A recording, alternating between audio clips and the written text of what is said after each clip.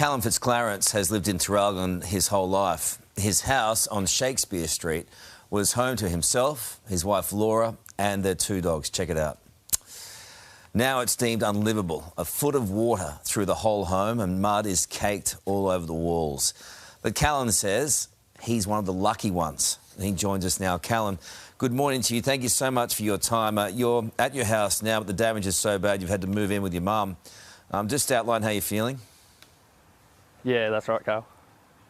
Yeah, no, we're actually pretty content. We got to take it as it comes, I think. So, yeah, we sitting around wallowing and just being upset's not going to help us. So, yeah, we just move on with it. OK, would you mind showing us around? I know that that's probably not easy for you to do, given what's happened, but would you mind taking us in for a look, just to give our viewers at home around Australia an idea on what's happened? Yeah, certainly. We've kind of got the flood levels coming up about 600, 800 mil around the house. And then obviously you can see here that it's come up to about a foot high at the doorway. And that's similar all the way through the house. Sorry, we don't have power, so hopefully Phil gets it with the camera. Yeah. Yeah, water levels kind of... the beds just in here, you know, they're all soaked. Yeah, couches, the fridge, everything through the house is pretty messy at the moment. And this is after we've cleaned up. So we've got a bit of rubbish laying around, but yeah, this is after we've made an effort to clean up. Well, how are you going to clean the rest of it up? How long is that going to take? And when will you get the basics back? And when will you be able to move back in? All that kind of thing. With the damage that has happened, we're going to have to rip out the floors and probably most of the plaster, replace the kitchen. It's made out of MDF, so that's just soaked up all the water. We're expecting probably at minimum 3 months, potentially pushing out to 6 months.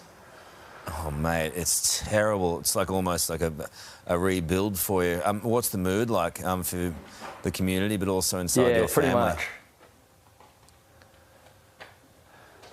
Really supportive. One of my mates is actually just out the front as well, and his house got affected. He's behind us. And everyone around the area just seems to be moving on with it, just cleaning up, sweeping out the sheds, sweeping out the garage, and making sure that, you know, we can continue to live. I've probably had 100 different people or groups of people offer to help come clean up when we can. It's been awesome support. So Jordan, like, even though his shed got completely totaled, he's been here for 3 days now helping us move and stuff, and my parents and my wife's sister has been helping us out heaps. Look, we were there last week, obviously, when it came down, and the creek just kept on flooding and flooding, and it kept on creeping higher and higher. What was it like to live through all that?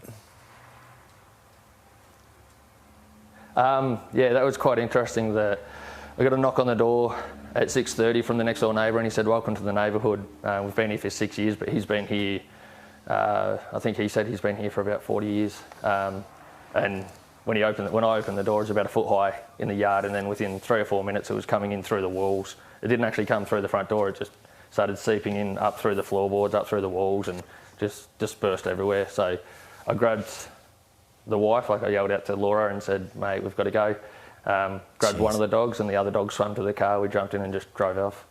Mate, well, I'm going to let you go, but you better just duck outside quickly with Phil and show us Jordan, your mate. Yeah, I'll show you outside. Yeah, because Jordan probably wants to get on telly. Show you the back fence. Just yell out to him.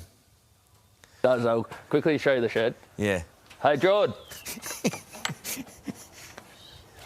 Oh, look at the damage in there, poor Geordie. Come here, bud. And if you can give him an emotional hug. That was me cleaning up. Give him a hug for us, mate, because that's not cool when your shed goes under. Just terrible stuff, all the equipment. Oh, no, that was my shed. Oh, was it? Yeah, his shed got very similar damage. There he is. We're giving each other an emotional hug.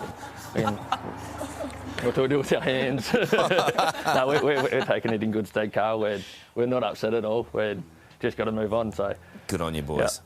It's good to see you, mate. And Jordan doesn't have to speak. We know what's going on, and we can feel the love for both of you today, and we're wrapping our collective arms around you. Good on you, fellas. Thanks for being with us.